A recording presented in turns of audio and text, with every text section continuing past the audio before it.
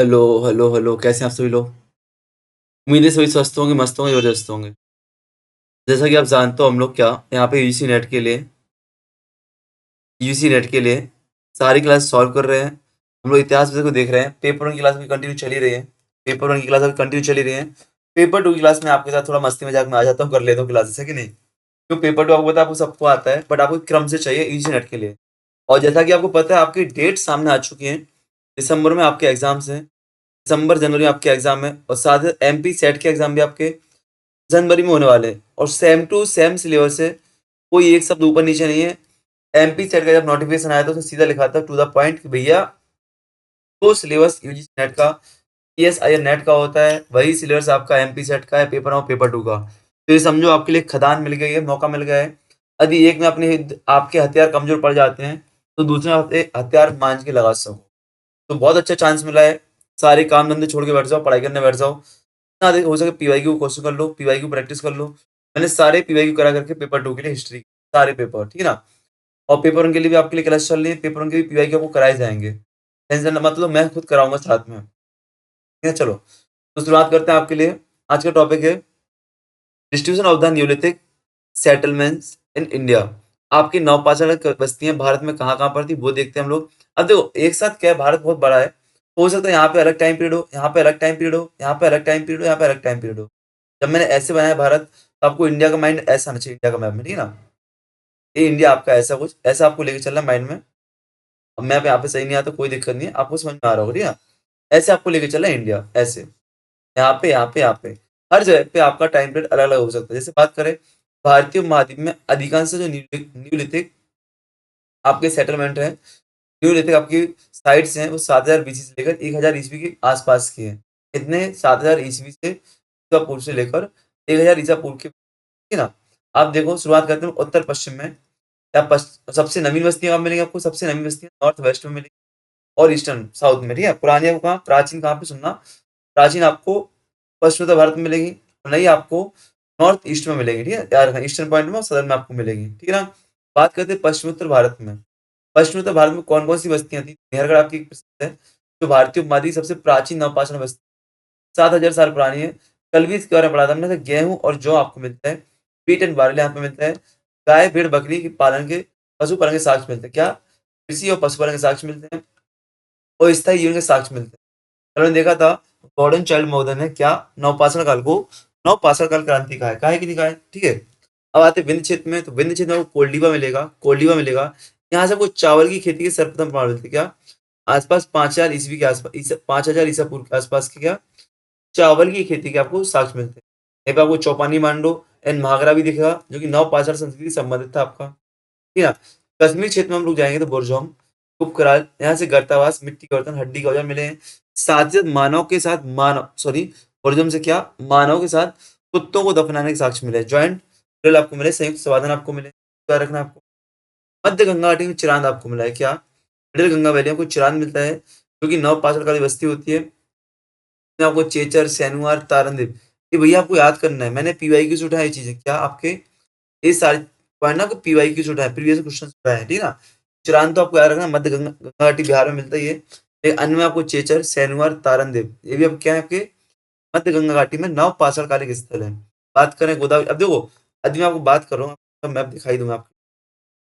एक तो पता है यहाँ पे बैठते हैं, बैठने की व्यवस्था नहीं है। जमीन पे बैठ के पूरा काम करते हैं, कोई टेबल या चेयर नहीं है अपने पास कि ऐसे बैठे, पलंग पे बैठ जाओ, पालती मार के उससे काम करते हैं। जो पूरा काम करो, तो पेन भी सही से चलता है, कुछ चीज़ साथ में नहीं आती हर चीज़ें। बट क्या ऑफ़िस चेंज किया है, पुराना ऑफ़िस तो अपना बंद हो गया, आपने देखा ना, मैं वहाँ पे नहीं दिख रहा हूँ आपको, है कि नहीं? तो ऑफ़िस चेंज किया है, तो चेंज होगा, सेटलमेंट होगा, तब तक व्यवस्था करनी पड़ेगी मुझे। देखो, आपको बात करें मध्य गगन घाटी आपकी है, ये दक्षिण भारत है, ये उत्तर-पूर्व आपका, ये पूर्वी भारत आपको दिखेगा, ये कश्मीर दिखेगा, ये उत्तर-पश्चिम भारत दिखेगा, राजस्थान, गुजरात यहाँ पे दिखेगा। इन शॉर्ट मैंने आपको बता दिया, ठीक है ना?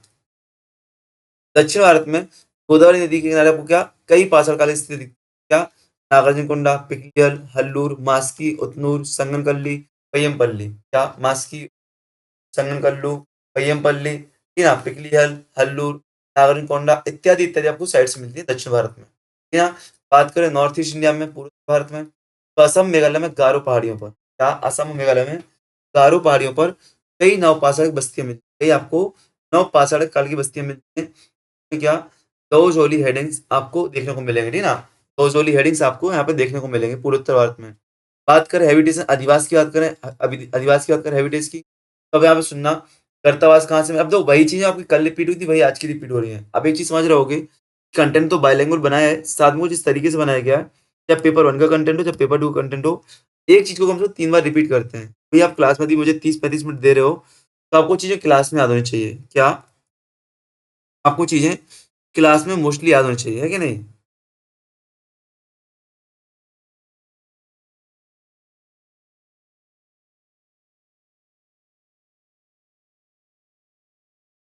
क्या मोस्टली चीजें आपको क्लास में याद होनी चाहिए, हम ऐसा प्रयास करेंगे, ठीक है ना।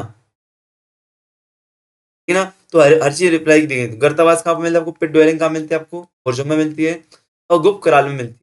पिट dwelling have been founded at Burzahom and Gufkral. मध्य गंगा घाटी में लोग क्या करते थे, मध्य गंगा घाटी में लोग क्या घास फूस की झोपड़ियों में रहते थे, दैट इज हट्स, हट्स में रहते थे क्या, that is that caste huts में रहते थे। इसके साक्ष्य कोलीवार, चोपड़ी मांडू, सरायनार से मिलते हैं। दक्षिण भारत में आपके लोग मौसमी शिविर, सीजनल कैंप बनाते थे, हर मौसम में अलग अलग जगह पर, ठीक है ना। बात करते हैं उन्होंने खम्भों से गिरे मवेशी की बाड़ी भी उन्होंने बनाए थे। पिकली हल से राख के टीले, आपसे पूछा गया है कि राख के टीले कहाँ से मिलते हैं, पिकली हल से मिले हैं। जो कि क्या अब कैसे मिले होंगे, भाई गोबर इकट्ठा कर दिया, गोबर को जला दिया तो राख के टीले मिल रहे हैं। अब गोबर इकट्ठा कहाँ करेंगे, जहाँ पशुपालन होगा, गौशाला होगी, वही देखा ना, बड़े पैमाने पर पशुपालन के साक्ष्य मिलते हैं। हल से मेहरगढ़ में कच्ची ईंटों से बने घर मिलते हैं। अब मेहरगढ़ में कच्ची ईंटों से बने घर मिल रहे हैं, और बाद में हम देखेंगे यहीं पे सिंधु घाटी सभ्यता मिलेगी, जहाँ पे पक्की ईंटों के घर मिलेंगे आपको। औजार की बात करें, नवपाषाण काल में तो अलग अलग क्षेत्रों में अलग अलग औजार मिलते थे आपको। अब क्यों भैया, अलग पे जानवर अलग होंगे, अलग जलवायु होगी, अलग टाइम पीरियड होगा, इसलिए अलग अलग समय पर अलग अलग प्रकार के औजार। जैसे आप देखो, उत्तर पश्चिम भारत में आपको कर्व्ड ईस्ट मिलेगी, वक्राधार वाली कुल्हाड़ियां मिलेंगी आपको। उत्तर पूर्वी समूह में, उत्तर पूर्वी समूह में आपको क्या पॉलिशदार कुल्हाड़ियां मिलेंगी, जिन्हें आयताकार, दस्ता या कभी कभी कंदेदार खंती, मतलब कंधे पर आप लटका सकते हो, ठीक है ना, या कंधे से लटका के चला सकते हो। दक्षिण समूह में आपको अंडाकार कुल्हाड़ियां मिलेगी, जिनका नुकीला हिस्सा क्या, नुकीला जिसका क्या ऐसा अंडाकार ऐसी कुल्हाड़ियां, निचला हिस्सा नुकीला बनाया जाता था, ठीक है ना। ऐसे आपको अलग अलग समूह के आपको औजार मिलेंगे, ठीक है ना। कश्मीर में आपको पत्थर और हड्डी दोनों के औजार मिलते हैं। यहाँ पे आपको माइक्रोलिथ अनुपस्थित होते हैं। क्या कश्मीर में सूक्ष्म पाषाण नहीं पाए जाते हैं, माइक्रोलिथ नहीं पाए जाते हैं। चिरांद में आपको हिरण के सींगों से बने औजार मिलते हैं। कल भी इस फैक्ट को पढ़ा था, आज मैंने पढ़ा कि चिरांद में क्या आपको हिरण के सींगों से बने औजार आपको मिलेंगे, ठीक है ना। बात करें विनिमय प्रणाली की, तो आपको याद रखना कॉइन्स, सिक्कों का अस्तित्व नहीं था यहाँ पे। क्या यदि व्यापार हो रहा है तो सिक्कों का अस्तित्व नहीं, ये बार्टर सिस्टम के माध्यम से आपका क्या व्यापार हो रहा है। किसान औजार या पशुओं के बदले अन्य वस्तुएं देते होंगे। In the absence of the coins, barter exchange was common. Farmer might have exchanged food grains for food and animals. ठीक है ना। औजार के उच्च पॉलिश से संकेत मिलता है कि लोग क्या, कुछ लोग क्या विशेषज्ञ हो गए, औजार निर्माण में क्या विशेषज्ञता प्राप्त कर ली। जैसे आप देखते हैं लोहार मिलते हैं आपको, लोहे का काम करते हैं, ठीक है ना। आपको कसेरे मिलते हैं जो तेल का काम करते हैं, तांबे का काम करते हैं कसेरे। तो ऐसे आपको याद रखना, कसेरे पसेरे उनको बोलते हैं, पंचसरिया, कसेरे या पंचसरिया कुछ बोलते हैं। ठाठ ठठेरे का होता है तो आपका डलिया वगैरह का पत्थर काम करते हैं, ठीक है ना। तो उन्हें क्या स्पेशलाइजेशन स्पेशलाइजेशन प्राप्त कर ली हुई क्राफ्टमैन्स, जो अपने औजारों को विनिमय करते होंगे, ठीक है ना।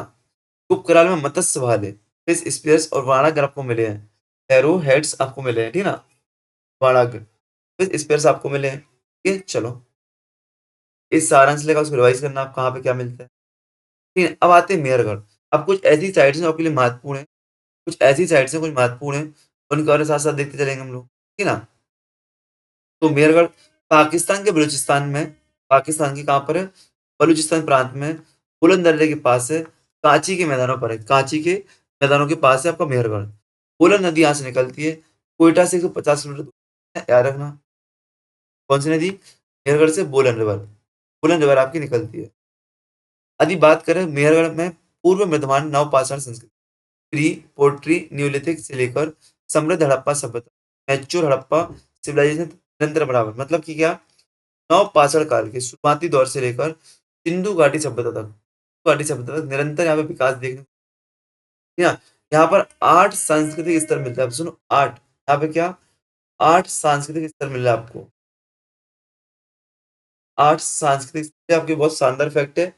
कौन-कौन से, अब आपको इतना डीप में नहीं जाना। नंबर 1 प्रारंभिक स्तर, दूसरा उत्तरवर्ती स्तर, सबसे प्राचीन बस्ती यहाँ पे सातवाँ सब पाई गई। ठीक है? ऐसे आपको 8 स्तर मिलेंगे। मिट्टी और औज़ार, यहाँ पे क्या मिट्टी की ईंटें मिलती थी। 2-4 बड़े छोटे-बड़े आयताकार कमरे मिलते ना, 2-4 छोटे-छोटे आयताकार कमरे बनाए जाते थे, घर में, ऐसे, ठीक है ना? हड्डी और पत्थर के औज़ार बनाए जाते थे।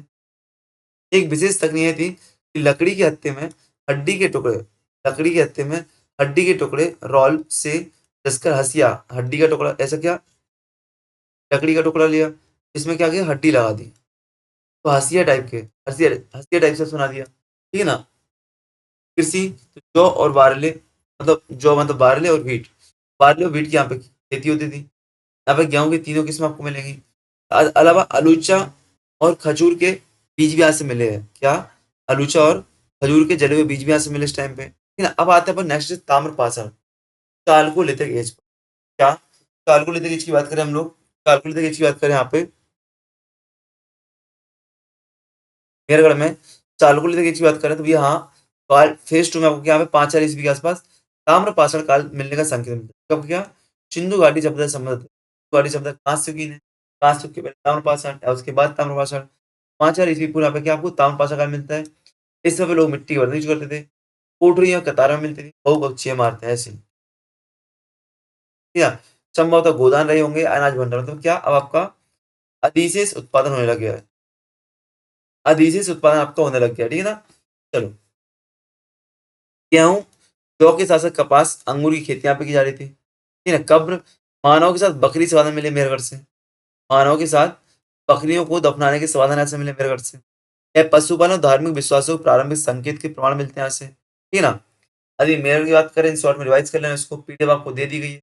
पीडीएफ आपको अपने टेलीग्राम ग्रुप पर भेज दी गई, याद रखना। पीडीएफ आपको टेलीग्राम ग्रुप पर भेज दी गई है। अब आते हैं आदि ऐतिहासिक चरण। आदि ऐतिहासिक चरण, ये आपका एक नया टॉपिक है। ये आपका एक नया टॉपिक है। आई थिंक आपको लग भी रहा होगा मैं जल्दबाजी में हूँ, तो जस्ट मुझे 5 बजे कहीं निकलना है। अभी जस्ट क्लास रिकॉर्ड कर ही रहा था, जस्ट मेरे पास मैसेज आया है, तो निकलना भी है, ठीक है ना?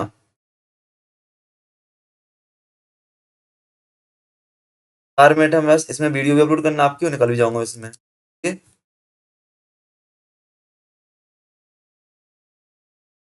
उम्मीद रखूँगा क्लास को थोड़ा लाइक कर लें, आज थोड़ा झेल लेना, जल्दबाजी मैंने की है, थोड़ा झेल लेना इसके लिए। Best of luck. जय हिंद, जय Bharat. Like, comment, share, subscribe कर देना। लाइक, कमेंट, शेयर, सब्सक्राइब कर देना। और पेपर 1 के लिए आप बहुत ज़्यादा सपोर्ट करो, जैसे पेपर 2 के लिए सपोर्ट करो, ऐसे आप सपोर्ट करें, ठीक है? Best of luck.